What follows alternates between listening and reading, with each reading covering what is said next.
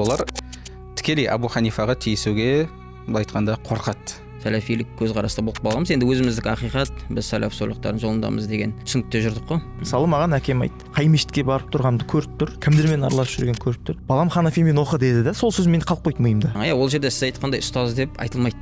Ұстаз деген бір толип дейді. Басқаша естіледі, иә. Толип дейді. Шай ішейік, кофе ішейік. Соның барысында отырып талқылайық. Керемет. Ол нәрсе келмейді. Оны естіп отқан бауырларға айтамын, мына видео тарайды ғой алдағы уақытта. Айтамын. Атыраудасың ба, келіңдер сөйлесейік. Болмаса басқа жақта болса мен өзім де барам. Ибн Таймияның түсінігімен тәпсірлеп беріп жатсам, ертек айтпашы дейді ғой маған. Сол жерде түсіндім ғой мен. Ауаға сөйлеп жатқанымды. Есім сипатта келген өзім енді түсіндіріп бердім де, сол болатын болсам, сондай түсінікпен сұрап тұрсаң, я мен матуридимін онда дедім де.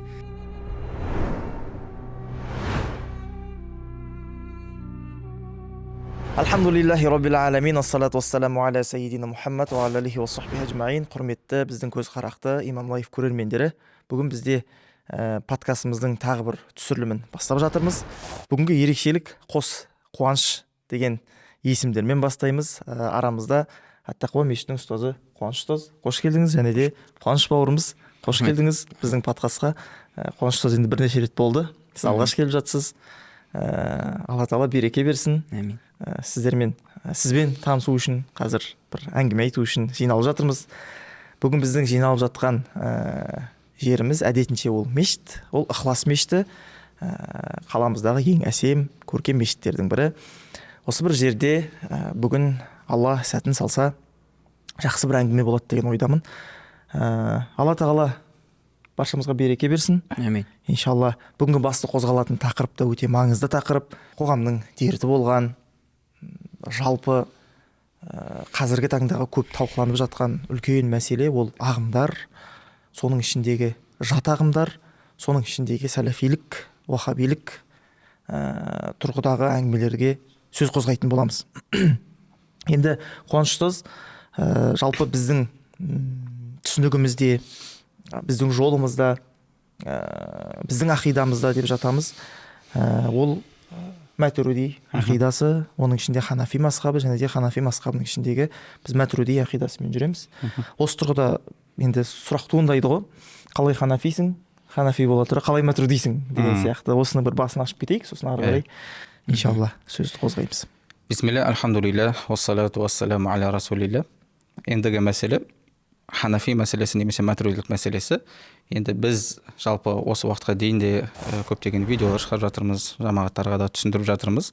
Енді көбінесе халықтың қоятын немесе мазалайтын сұрақтары ханафи бола тұра неге матуридисің деген секілді өте көп сұрақ қояды, немесе өткенде де шығарған еді, көптеген комментарийде айтып жатыр, неге матуридисіңдер деген сияқты. Енді біріншіден айтатын нәрсе, өткенде де айтқан едім, негізі матуриди болу себебі өткені матуриди болсын, ханафи болсын ешқандай айырмашылық жоқ.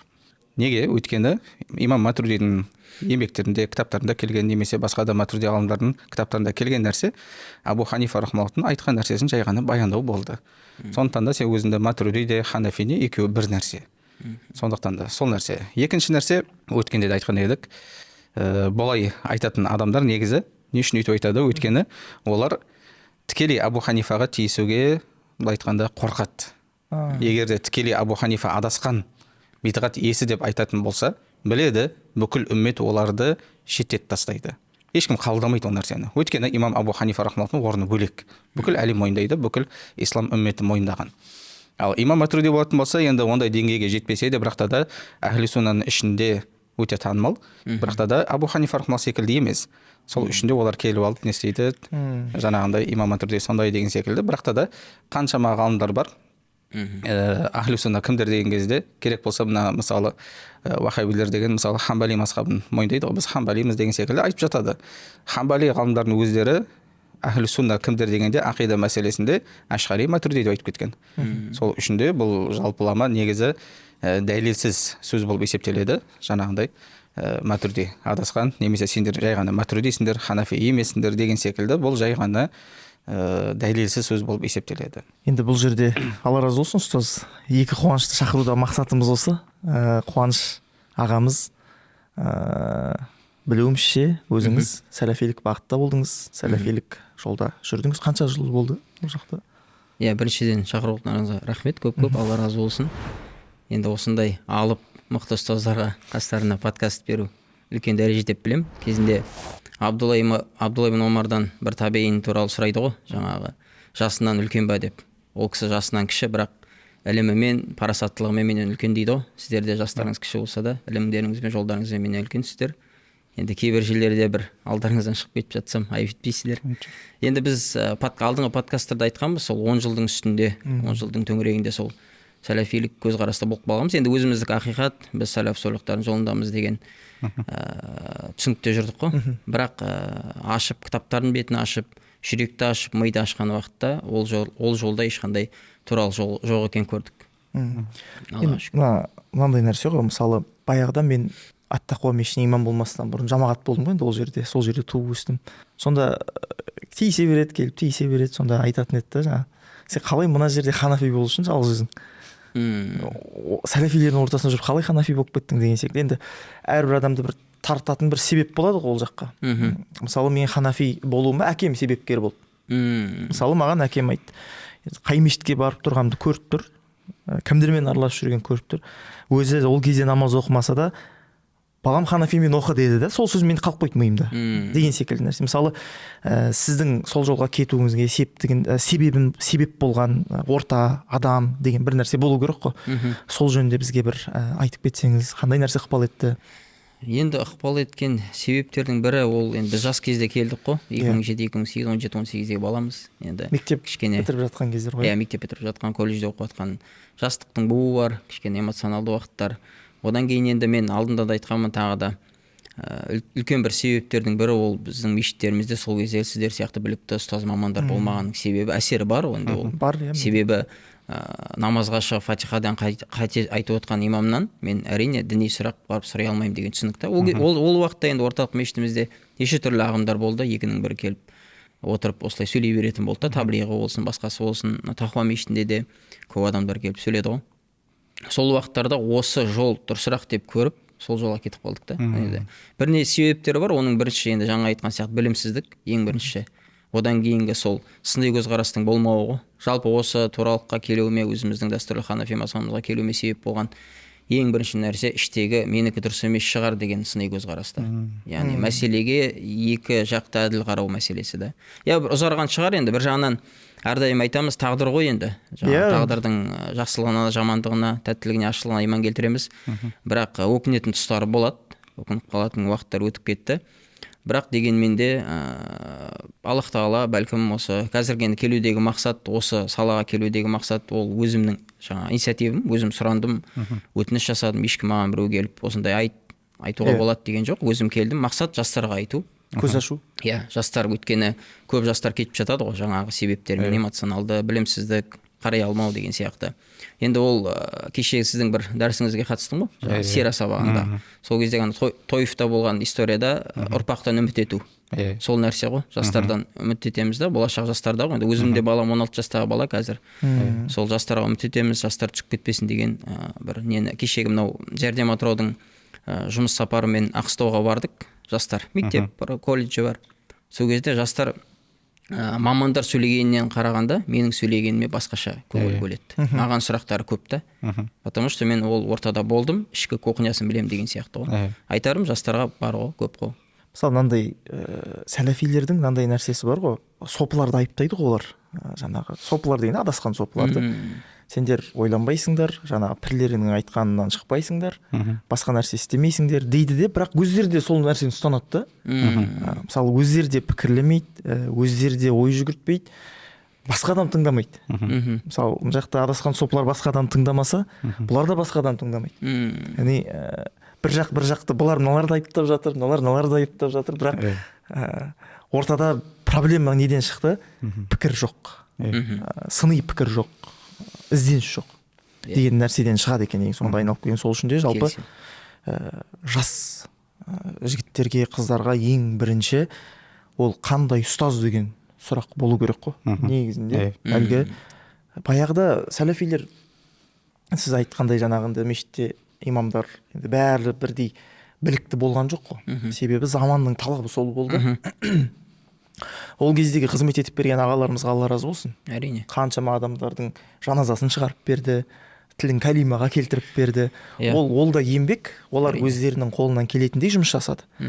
Сол кезде жаңағыдай енді мешіт имамдарынан дәріс алып жүреміз ғой, әліппе оқып жүреміз. Сол кезде келіп тиіседі да сәләфилер, сен ілім пайғамбарымыз айтқан ілімді кімнен алып жүргеніңе қара деп айтатын еді да. Енді олар онда ол кездегі айтудағы мақсат сен адасқансың, бізге қара дегені ғой. Бірақ арада жылдар өтті, көз ашылды, көкірек көз ашылды, кімнің кім екеніне көз жетті. Шын мәнінде кім кімнен ілім алып жүргеніне мән бермейтініне көз жетті. Мысалы андай нәрсе бар да ұстаз бізде, жалпы ұстазды құрметтеу деген нәрсе бар. Енді ол шариғи ортада өте керек нәрсе. Өйткені ғалымдарымыз бұны әлгі Жибрил хадистен алып береді бізге. Пайғамбарымыз саллаллаху алейхи вассалам Жибрил алейхиссалам әлгі үлкен ақсақал кейпінде аппақ болып келген кезде тұрып онымен амандасты дегенде, яғни үлкенге құрмет көрсету, үлкеннің ішінде ол ілімге құрмет көрсету деген нәрселерді алып шығады. Бірақ ол ортада енді қазір өзгеріп кетті ғой, бірақ сол 2010 жылы 2010 мен 2015-тің арасында мынандай нәрселер тенденция болатын еді. Ұстазға не үшін тұрып амандасасың? Ұстазға неге құрмет көрсетесің? Неге ұстаз деп айтасың? Деген сынды нәрселер болып еді. Осы тұрғыда біз қазіргі жас жігіттерге не айта аламыз ұстаз? Мысалы, ұстазға қалай құрмет көрсетуіміз керек? Немесе ұстазды қалай, ұстаз деген атты оған қалай береміз? Ол қашан оған лайықты болады? Деген сынды. Жалпы бұл жалпылама енді ұстаздың алдында отыру мәселесі негізі енді әдептен бұрын негізі мына бізде иснат мәселесі бар ғой. Яғни иснат деген нәрсе, яғни сенің алып жатқан ілімін пайғамбарымыз саллаллаху алейхи вассаламға тікелей баратын болу керек. Неге? Өйткені бұл біздің дініміздің негізі, және бұл басқа ешбір дінде немесе басқа ешқандай идеологияда болмаған нәрсе. Біздің дініміз осы күнге дейін Алла тағала айтты ғой, сендерге дінді түсірдім және сақтаймын деді, Құранды түсірдім сақтаймын деді. Демек бұл сәнат мәселесін құрып берген нәрсе, ереже. Ендігі мәселе біздің айтып жатқан нәрсе бауырларымызда бұл нәрсе силсила жоқ негізінде. Неге? Өйткені біріншіден өткенде де видео шықты, сол сәләфи бауырларымыздың үлкен шейхтарынан Сахих Муслимді аяқтап береді. Басан аяқ түсіндіріп береді, өтіп береді. Сахих Муслим үлкен кітап енді. Имам Бухаридан кейінгі тұратын кітап. Соны бітірген кезде шәкірттер сұрайды, бізге ижаза берсеңіз дейді. Сонда үлкен шейхтары айтады, менде ижаза жоқ дейді бұдан. Менде сәнәдім жоқ дейді бұл кітапқа. Жай ғана үйретіп бердім, болды, ары қарай сәнәдім жоқ дейді. Яғни бұл бауырлардың негізі ілім мәселесінде пайғамбарымыз саллаллаху алейхи вассаламға сәнәді жетпейді. Ондай адамдардан ілім алынбайды негізінде. Сонда ол кімнен оқыды деген сұрақ шықпай ма? Арада өте көптеген үзілістер бар. Неге? Өйткені егер де кәдімгі сәнәдін қарайтын болсақ, ішінде бәрібір біздің Ашғари Матурidi ақидасындағы немесе олар кәпір деп, бидғат иесі деп есептейтін ғалымдар өте көп. Кез келген салада тәпсір қарай ма, хадис қарай ма, Құран қарапайым Құран оқып тапсыру мәселесі, ижаза мәселесін қарай ма, барлығы біздің ғалымдар. Бұлардың айтатын манағы кәпірлер немесе бидғат иелер деп айтатын ғалымдар арқылы ешқайда кете алмайды. Бұндай мәселеге қатысты имам Ахмад рахмаллахтың оқиғасы бар. Өткенде шейх Мұхаммад Ауама баласы уағыз айтқан кезде, соны айтқан еді, өткенде зияратқа барған кезде. Сонда айтты, имам Ахмадтың кезінде оқиға болады. Патша мутазилеттерді алып келіп қояды, және имам Ахмад шақырады. Имам Ахмад айтады, енді айт ойынды, не айтасың дейді. Сонда имам Ахмад мутазилеттерге жүзін бұрмайды мүлдем.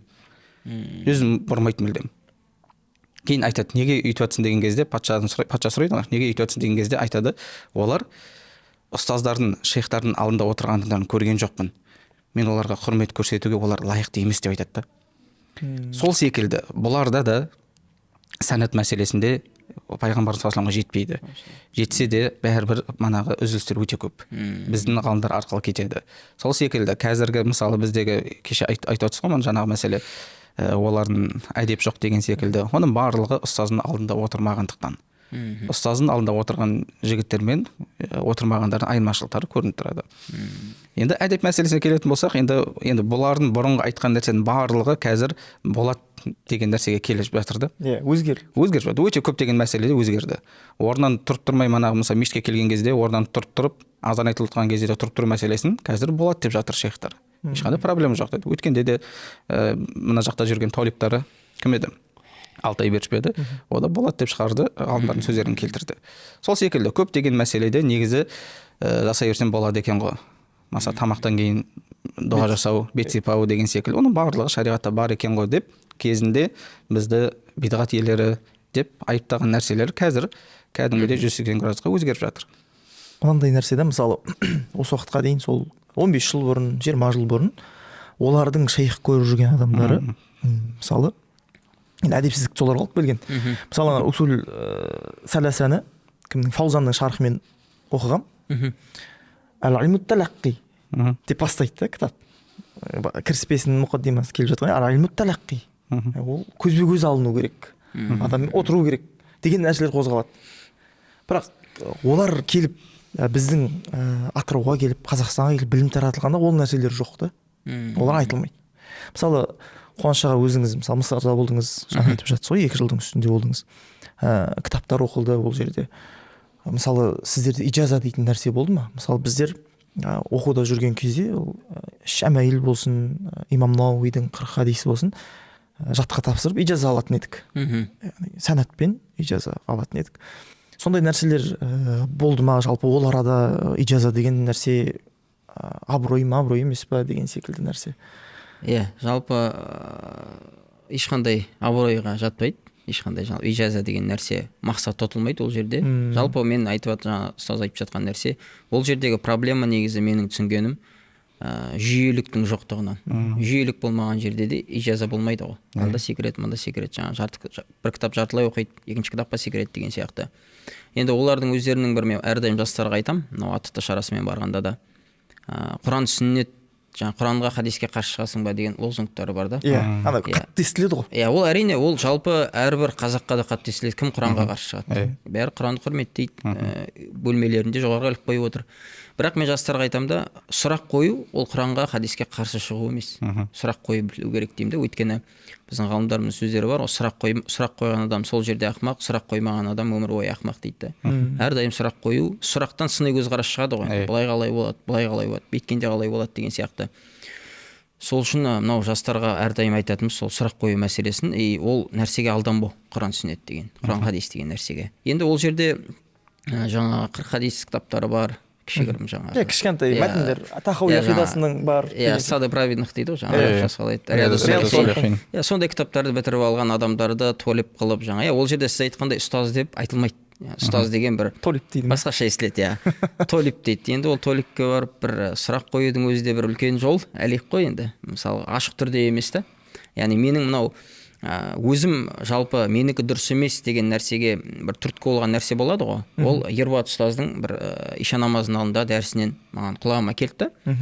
Содан ойланып бастадым, бірақ сол Ерболат ұстазға мен сұрақ қоюыма, яғни сұрақ қоюға арада бір жарты жылдың үстінде уақыт өткен шығар.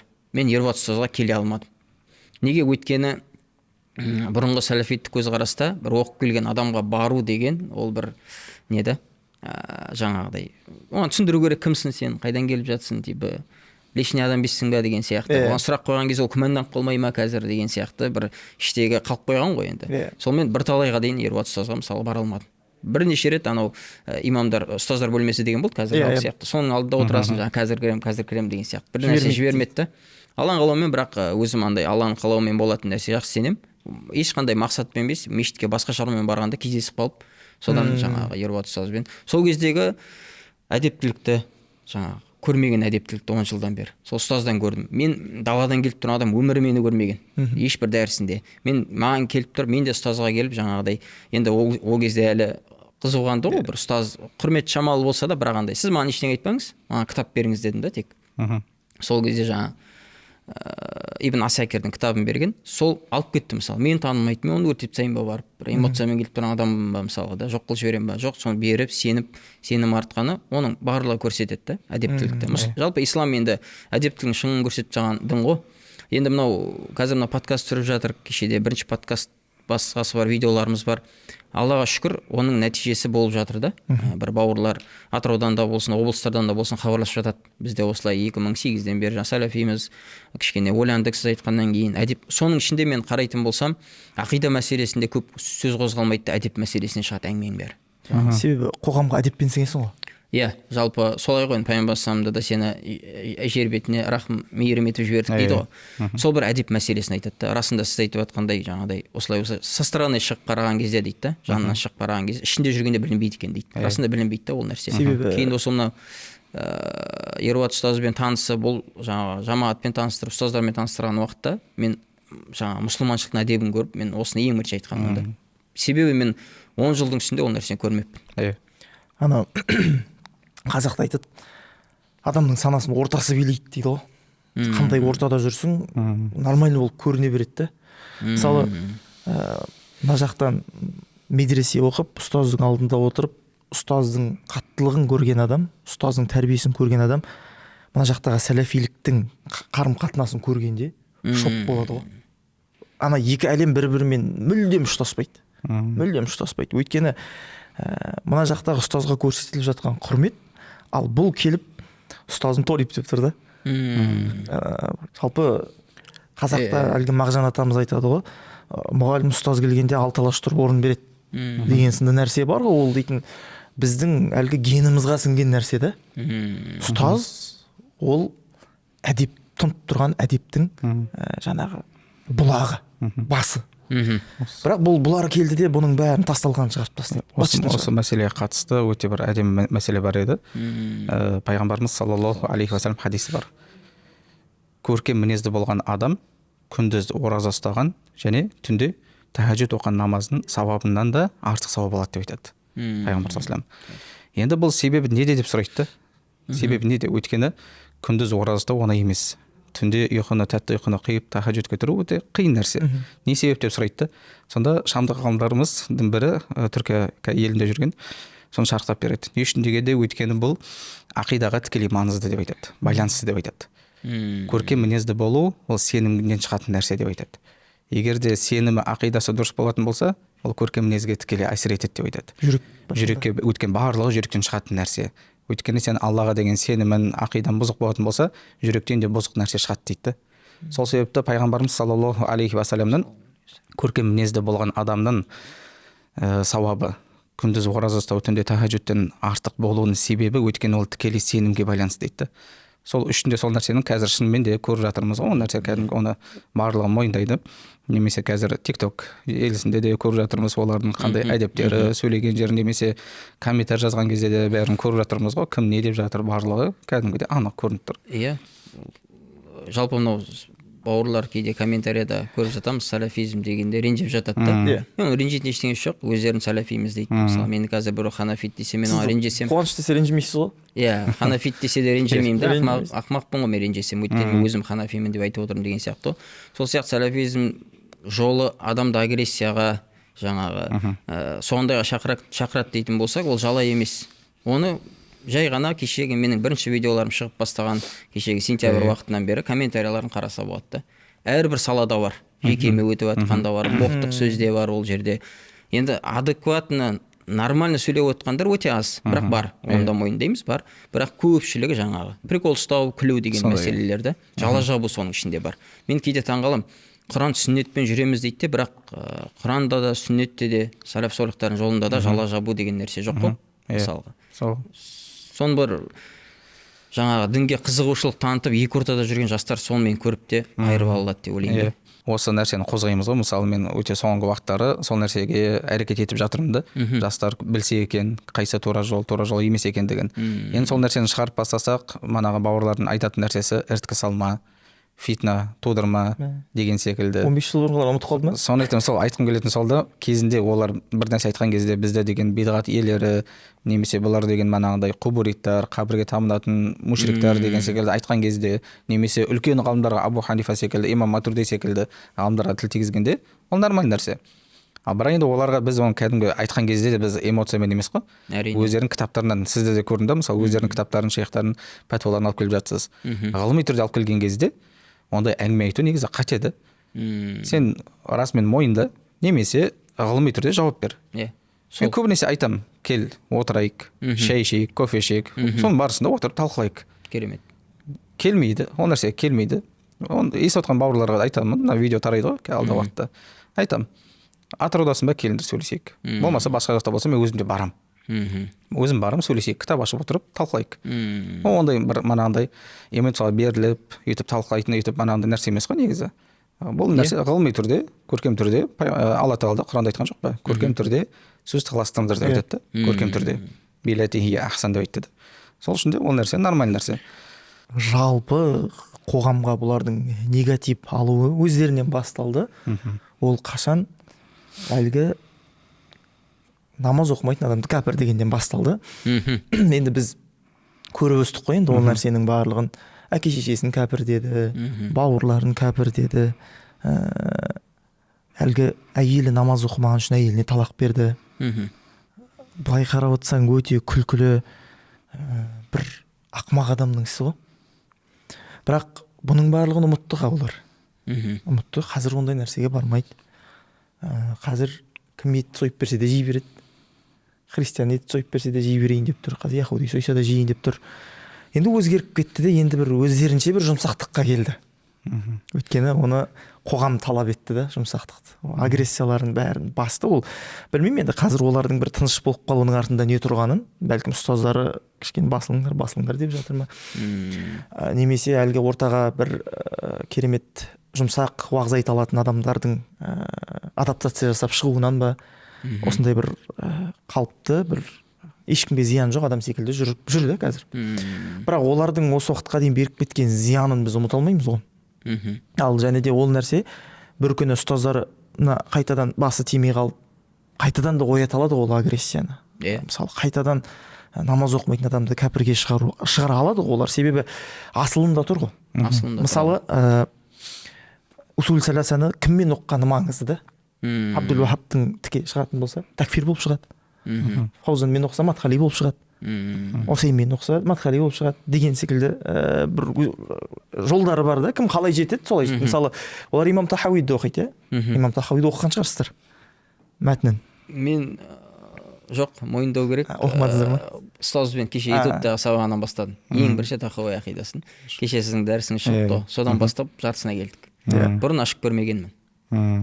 Мысалы, имам Тахауи Ханафи болған кісі. Мен соны бір айтып кетсек дегім келеді, жалпы. Сол мәселені айтайық.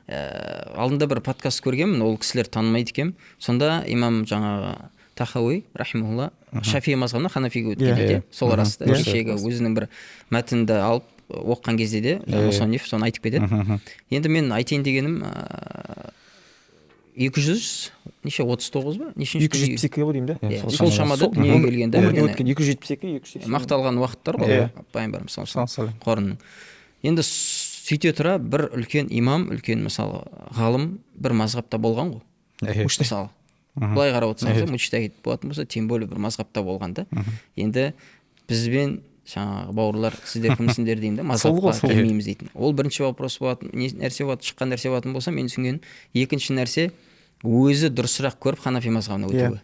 Ол Шафии мазхабының бір төмендеген нәрсе емес қой, ол өзінің көзқарасында. Мен де мысалы жалпы мазхаб мәселесін зерттеп бастаған кезде мазхабқа еру уәжіп екенін түсіндім. Бірақ менде таңдау бар ғой, 4 мазхабтың біреуі. Дін жақтан да маған қысымшылық жоқ, ла икраха фи дин да, дінде қиыншылық жоқ.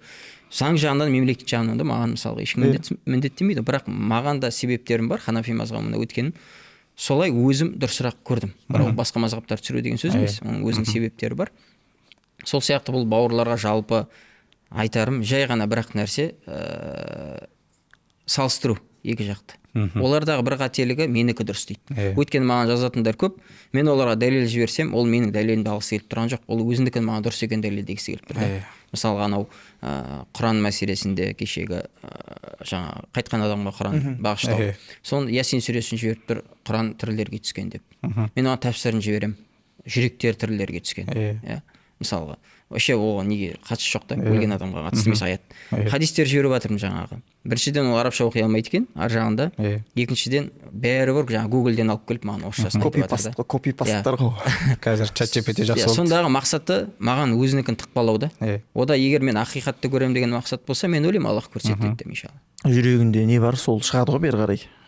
Егер де ол шын мәнінде ақиқатты ізденіп жүрген адам болса, немесе мен ақиқаттамын десе, сізде шаруасы болмайтын еді оның.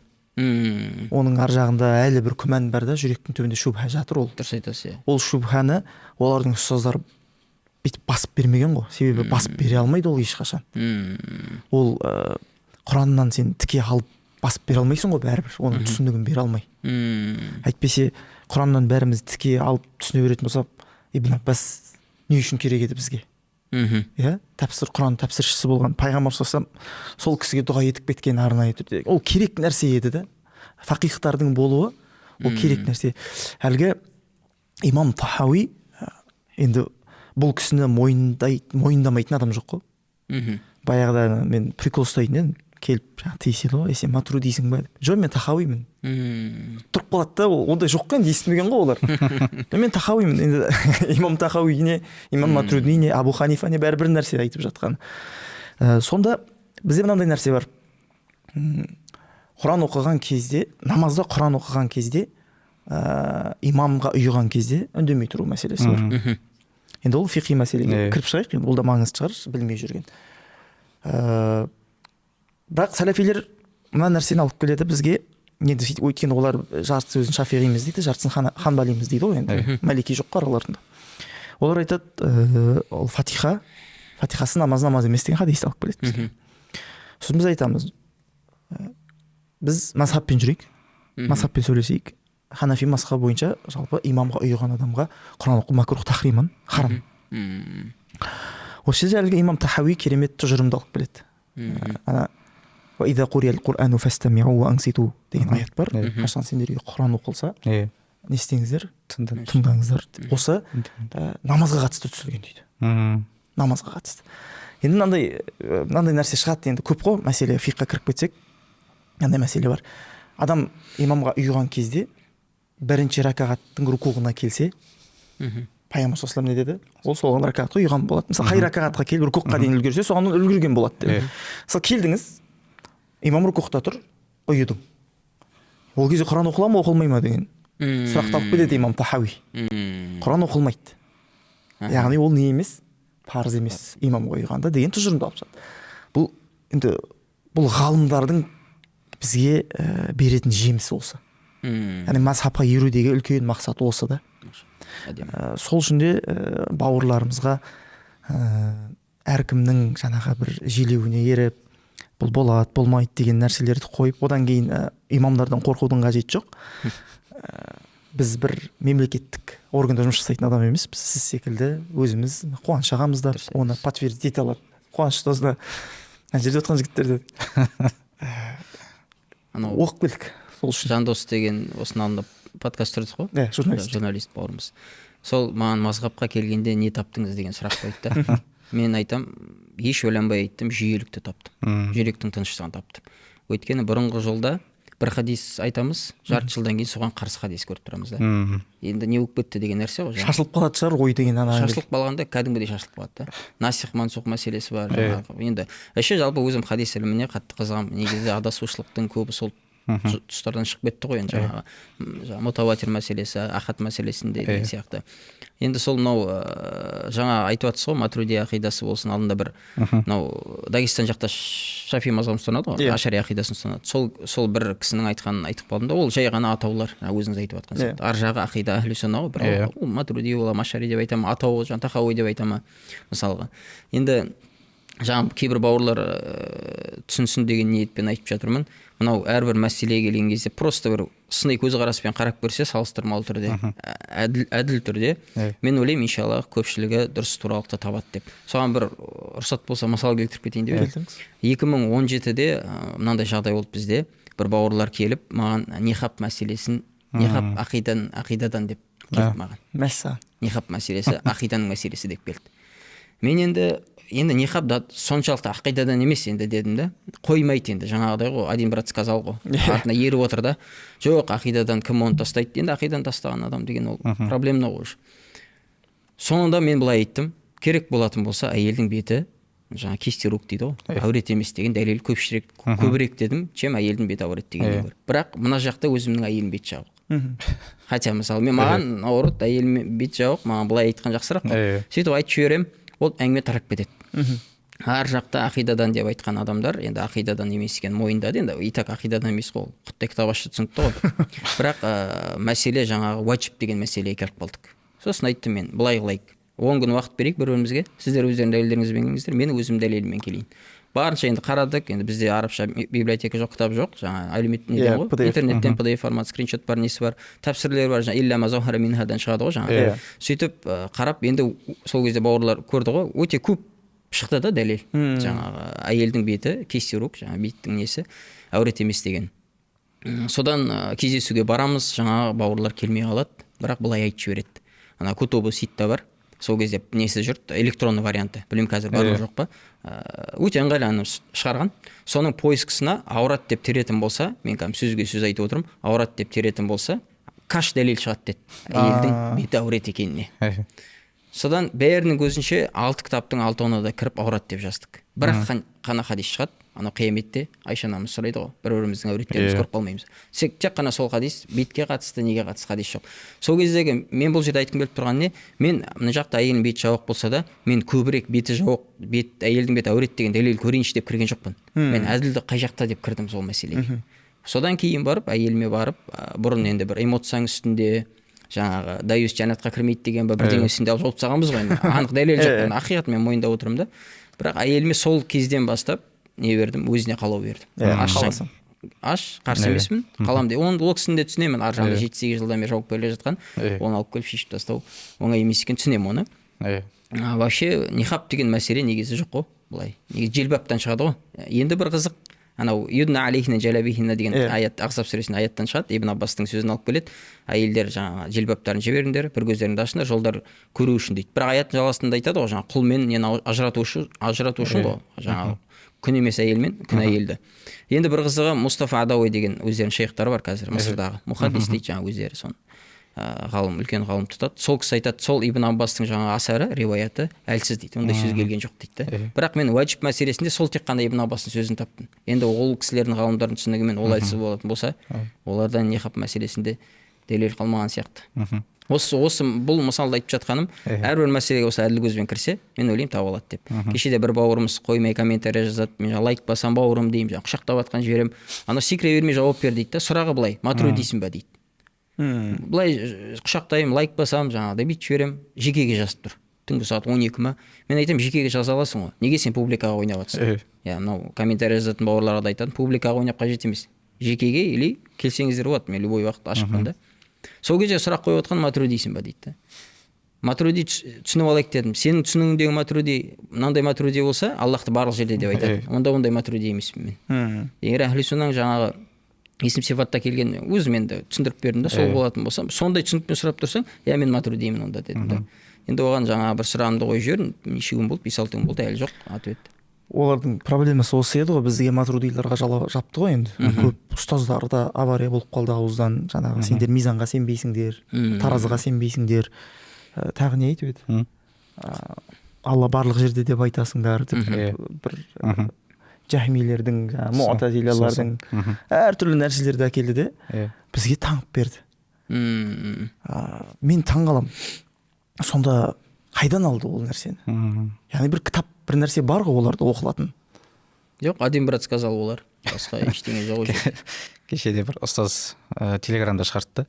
Бұлардың негізгі әдісі, тарихты қарайтын болсақ дейді, олар пайда болғаннан бері қазіргі уақытқа дейін әдістері бір топты өтірік нәрсемен сипаттап тастайды, кейін соған жауап береді дейді. Ал негізі оның ешқандай қатысы жоқ. Оның дәл сол секілді шынымен де ол кәдімгі қарайтын болсақ, кітаптарын, еңбектерін қарайтын болсақ, сондай келеді. Неге? Өйткені мана айтқан, сіз айтып отқан нәрсе, олар матрулер осындай деп сипаттады. Біз ондай емеспіз. Мысалы, тек қана 7 сипатқа иман келтіреді деген секілді. Аллаһтан 7 сипатын мойындайды, Алла барлық жерде деп айтады, қабірге сенбейді, өйткені ол деген ахад хадиспен келетін болғандықтан деген секілді сол нәрсені айтады. Кейін бізді сондай құбыжық қылып көрсетеді. Соны тыңдап отырған адам мен сондай екен деп ойлайды да, сөйтіп сенбейді. Кешеде өткенде есіңізде ме? Орба кофейнесінде отырған кезде, кофе жұтқан кезде жас баланы көріп қалдық.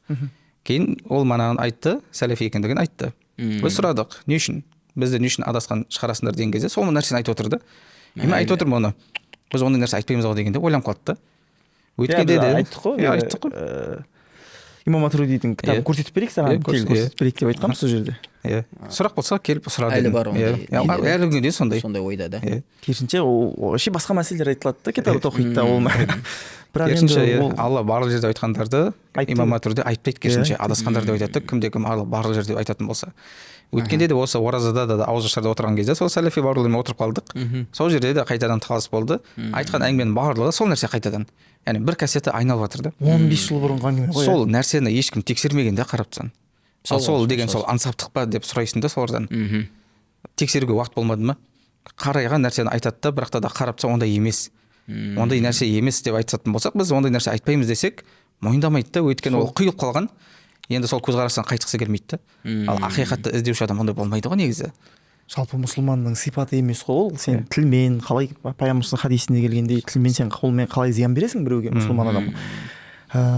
Жаңағы мәселелерде мысалы біз мысалы арабшаны жаңағы үйреніп бастағаннан кейін осылар не айтып жатыр екен деп усул сәләсін оқып шықтық. Ұстаз енді отырып та оқып шықтық екеуміз. Қарап шығайықшы осы шынында да олардың басына қойып көтеріп жүрген кітаптарының деңгейі бастауыш деңгей әлі.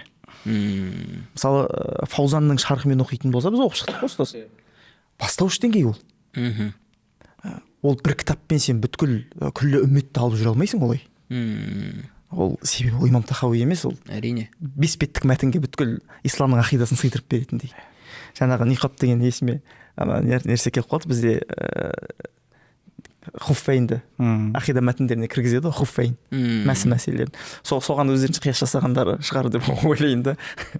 Өйткені мәсі мәселесінде ол мутаватир хадистер келеді.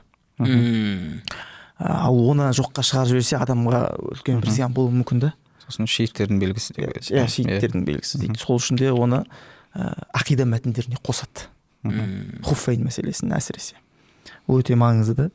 Бірақ бұлардың ниқабты әкеліп қияс солған жасады ма деп ойлаймын да, енді бір енді келмей қалды, білмеймін неге жасады. Шықпай қалды дейсіз. Шықпай қалды.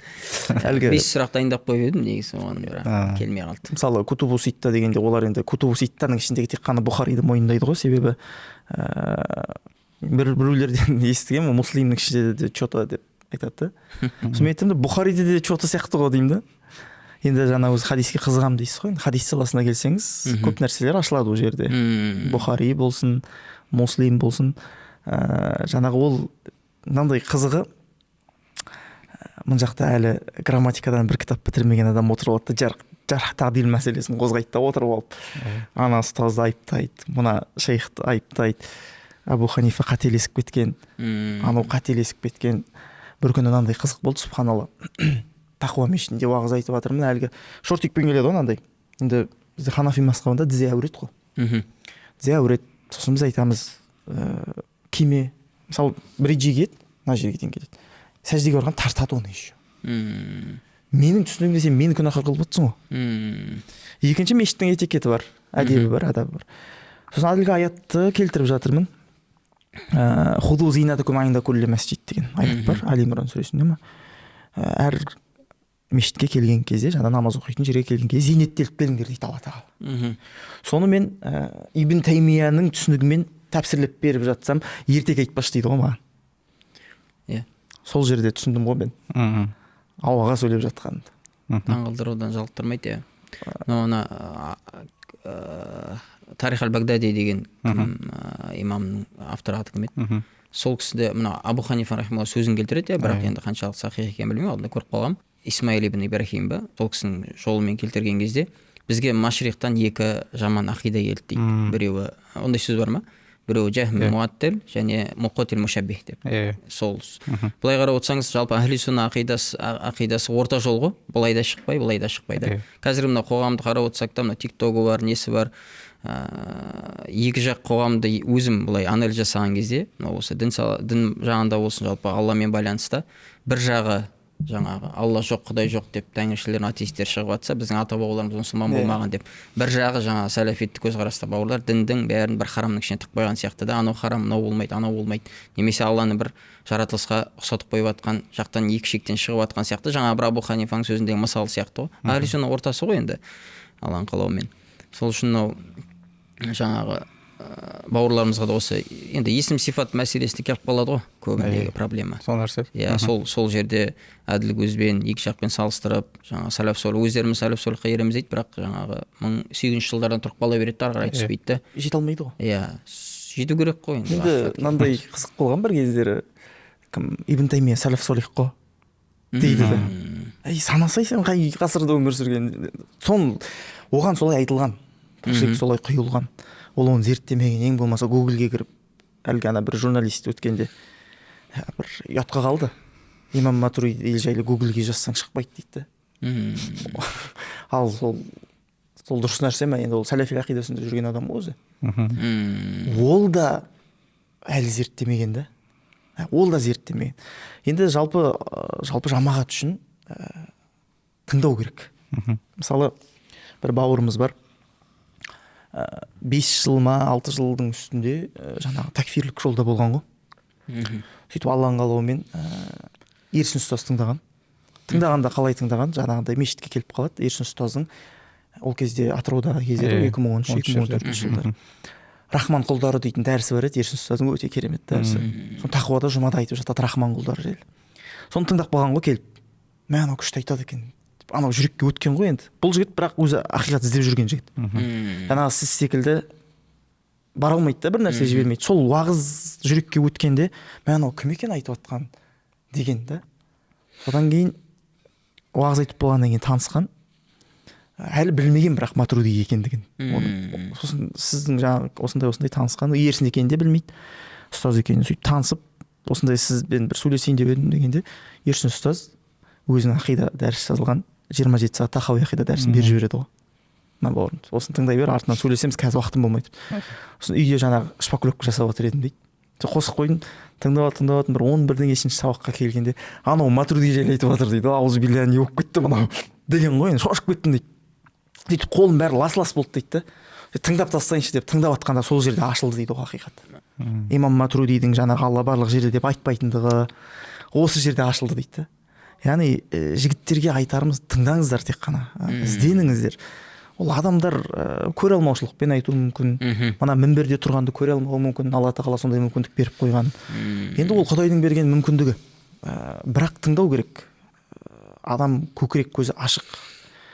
Бүткіл ақпарат тыңдай алмасаң оқу керек. Тыңдай алмасаң, өйткені әдебиеттерде жетерлік қой енді. Орысшасы бар, қазақшасы бар деген сияқты.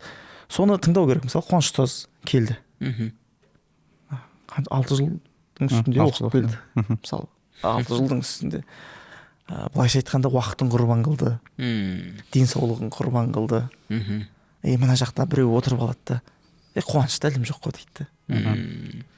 Үлкен қателік, надандық, ар жағындағы бір мүшіріктердің қыңырлығы сияқты бір нәрсе бар да. Пайғамбарымыз саллаллаху алейхи айды қағайырып берсе де, әлгі ағашты алдына әкеліп берсе де,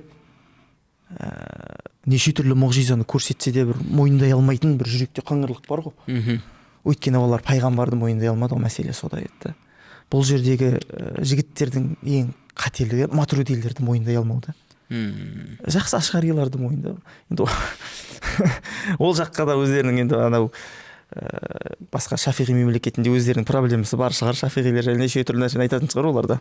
Бірақ айналып келгенде мазхабқа келуіміз керек. Қуаныш. Әрине. Мен ойлаймын, енді бұл жерде мәселе оларда мазхабта емес, олардың ішкі бізге деген оппозициясы ғой бәрібір тұрған. Мысалы, әминді іштен айт дегенде, оның іштен айтуға болатынын да біледі олар. Немесе имамға бағынсаң толық бағын дегеннің де дұрыс екендігін біледі олар.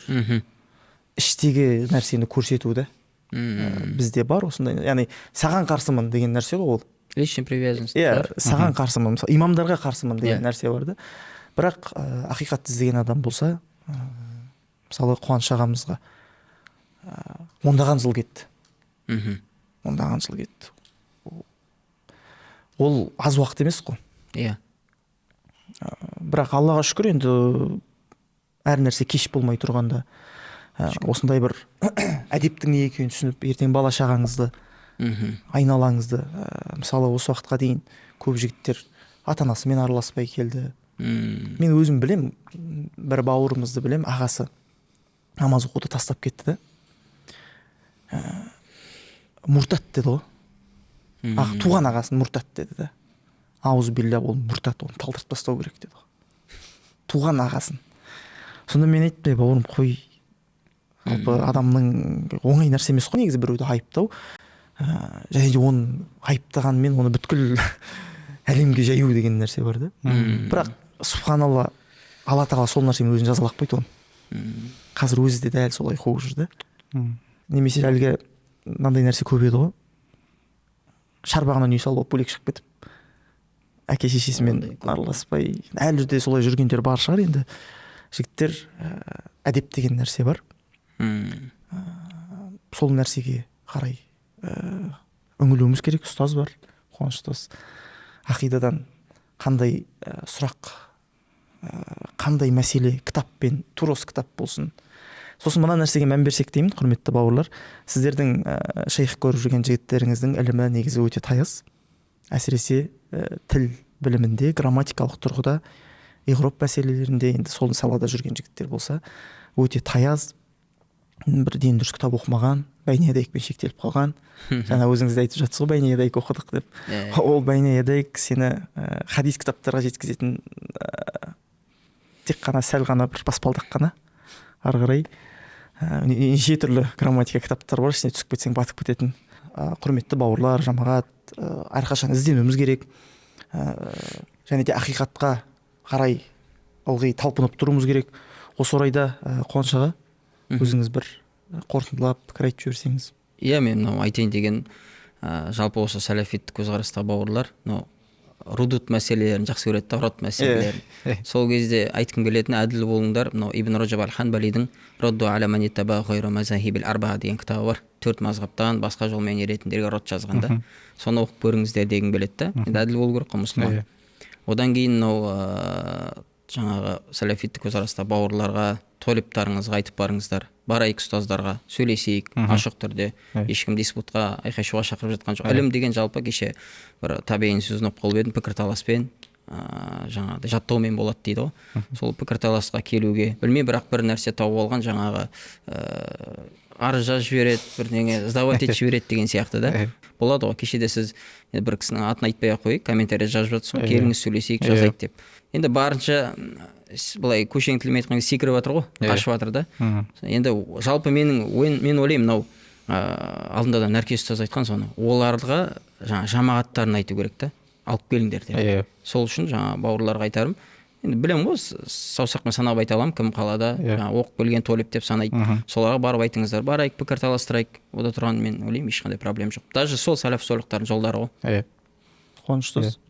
Сол мен айтатыным сол, біздегі мәселе оларды манағандай бір жер қылу, ол нәрсе емес, бізге керегі ақиқат. Өйткені сіз де болдыңыз мысалы сол жолда, біз де сол жолда кезінде кітаптарын оққан едік, бірақ содан кейін мына жақтағы мәселені көрген кезде сәләфилік жол ақиқат емес екендігі көзіміз жетті. Одан кейін өзіміз сол жолда қайтадан тағы да ілім алдық, өзіміз көріп қайтайықшы. Біреу ести бергенше бір ұстаз бүйтіп айтады, бір ұстаз бүйтіп айтады, ақиқат қайда деген нәрсе туындайды, сұрақ кез келген жамағатта туындайтын нәрсе ғой. Сол кезде жоқ, өзіміз барып асылдан оқып келейік, арабша, Құранды, хадисті, өзінің муфассирлердің, тәпсірші ғалымдардың көзқарастарын көрейік деген кезде шынымен де бүкіл үммет, муфассир бола ма, мухаддисі бола ма, барлығы Ашғари Матурidi ақидасында болған, және олардың барлығын осы сәләфилік ақидасына салатын болсақ, бүкіл үмметті адасқанға шығару керек болады. Және сөйтіп айтып жүргендер де бар да. Сөйтіп жүріп хадис оқу үшін бәрібір сол манағы өздері кәпір деген, бидғат деген ғалымдардың кітабын оқиды бәрібір. Бұл деген қорлық та, бұл деген қорлық. Өзінің кәпір деген, бидғат деген адамдан ілім аласында бәрібір басқа ешқайда бара алмайсың, өйткені Алла үмметті тек солармен сақтап қойған деп. Сол үшін де айтатынымыз ақиқат ізденсін. Олардың бойларын білем ғой, енді олардың бойларын түсінемін. Олардың бойларында мен жаңағы бір нәрсені білмей қалу деген нәрседен қорқады да. Мен ойлаймын, ол норма нәрсе деп. Жастардың арасында норм, стрём деген нәрсе бар ғой. Ешқандай стрём емес та, бір нәрсені білмей қалу. Сіздің бір нәрсені білмей қалуыңыз, олардың бір нәрсені білмей қалу нормальный нәрсе да. Сол білім ғой. Сіз білмеген нәрсені қарайсыз, олар білмеген нәрсені өздері қарайды деген нәрсе. Али радиаллаху анху айтады ғой, ла адриб нисфал илм дейді ғой. Вот сол ғой. соны жүрекке отырғызу керек. Негізі ана мен бәрін білемін деген адамды Алла тағала масқаралап қояды дейді. Әлгі неде келеді рисалатул мустаршид дейінде Абдул Фаттах Абу Құдда осы нәрсені түсіндіреді. Мен бәрін білемін деген адамды Алла масқаралайды дейді. Оның білмейтіндігін көрсетеді дейді сол ортаға. Сол үшін де ол білмеу нормальный нәрсе. Білмесе білмеймін деп айту керек. Біздегі айтады сүрінген не дейді, айыбы жоқ дей ма? Иә, сүрінген үйірін тауып қосылса, адасқанның айыбы жоқ. Үйірін тауып қосылса дейді. Адасса да әйтеуір ең ютубтың комментариясында маған көп айтады оны. Сізге айтамын. қазақ атам маған айтқан сияқты деп. Сол үшін де құрметті жігіттер, келейік, сөйлесейік. Және де сіздерге қызық болсын, өздеріңіздің шейх көріп жүргендеріңіздің ижазаларын сұраңыздар. Ижазалары болса, ішіндегі санаттағы адамдарды қараңыздар. Оның ішінде ашарилер, матуридилер бар ма екен, сәләф солихтар бар ма екен? Болатын болса, онда бізге қарай қайтайық. Әр нәрсе сөйлесу арқылы, білім арқылы шешілсін.